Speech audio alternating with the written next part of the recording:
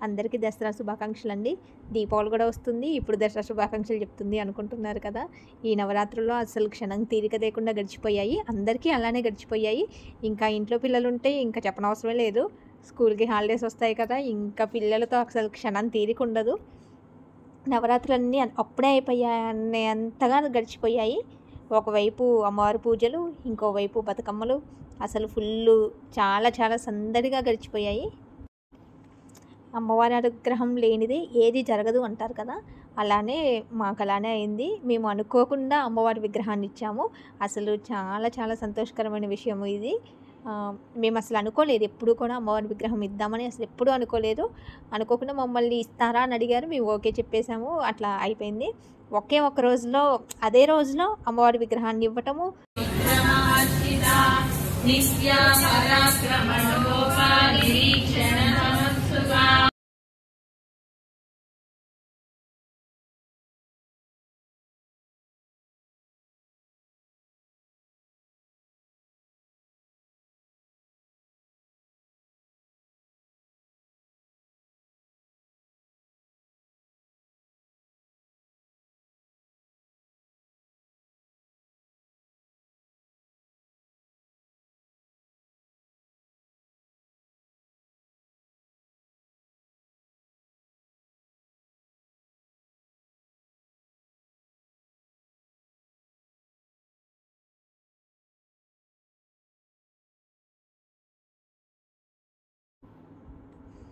ఇంకా బతుకమ్మని ఆడపడుచులు పేరిస్తే మంచిది అంటారు కదా! అట్లా నాకు ఆడపడుచులే పేర్చారు బతుకమ్మని. మనకి ఇంకా నాకైతే తెలీదు బతుకమ్మ పేరవటము. ఇప్పటివరకు నేను పేరవలేదు. ఈ సంవత్సరమే మా పెళ్ళయ్యాక మా అత్తయ్య గారు ఆడేవాళ్ళు. కానీ నేను పెళ్ళైన కొత్తలో దసరా హాలిడేస్‌కి ఎప్పుడూ కూడా మా అమ్మ వాళ్ళ ఇంటికి వెళ్ళేదాన్ని. అమ్మ వాళ్ళకేమో బతుకమ్మ పేరవటం లేదు. కాబట్టి నాకంత తెలీదు. ఈ సంవత్సరమే ఫస్ట్ టైం పేరవటము. అది కూడా ఇంకా మా ఆడపడుచే పేర్చారనమాట. నాకు రాదు అనేసి, ఫస్ట్ టైం కదా అనేసి. ఇంకా దాని తర్వాత మళ్ళీ లలిత సహస్రనామ పారాయణకి వెళ్ళాము పెద్దమ్మ తల్లి టెంపుల్లో. లలిత సహస్రనామ పారాయణం ఏమైపోయిందంటే, వాళ్ళు మార్నింగ్ కాల్ చేసి చెప్పారు మాకు, ఆఫ్టర్నూన్ మీకు ఏ టైం కుదిరితే ఆ టైంలో వచ్చి చదవండి అని చెప్పారు వాళ్ళు. ఇంకా మాకు అప్పటికప్పుడు చెప్పడం వల్ల మేము ఎక్కువ మందిని ఇన్వైట్ చేయలేకపోయాము లలిత సహస్రనామానికి. ఒక 2-3 డేస్ అన్న టైం ఉంటే మాకు కొంచెం ఎక్కువ మంది అయ్యేవాళ్ళు. ఇంకా అందుకనేసి మేము నలుగురమే వెళ్ళాము. ఇంకా దగ్గర ఉన్న వాళ్ళము. అందులో మళ్ళీ బతుకమ్మల హడావిడి, అమ్మవారి పూజలు ఇవన్నీ హడావిడి ఉన్నాయి కాబట్టి అప్పటికప్పుడు మేము నలుగురమే అయిపోయాము. కొంచెం ఒక 2-3 డేస్ అయ్యుంటే కొంచెం ఎక్కువ మందిని గ్యాదర్ చేసేవాళ్ళము. మేము నలుగురం కలిసి లలిత సహస్రనామం చదువుకున్నాం అనమాట.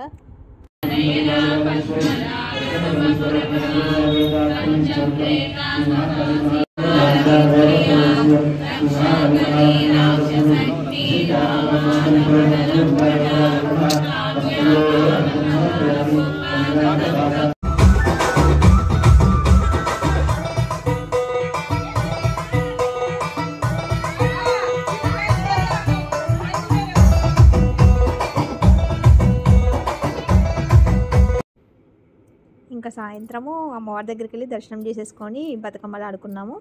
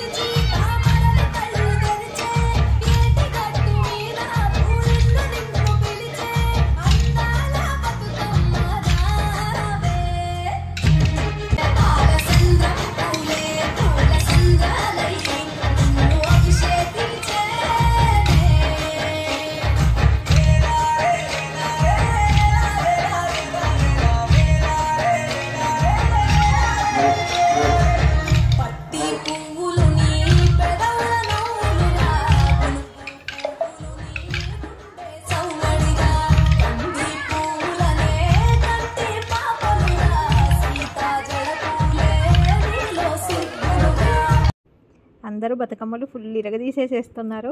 మనకేమో చాలా గ్యాప్ వచ్చింది కదా!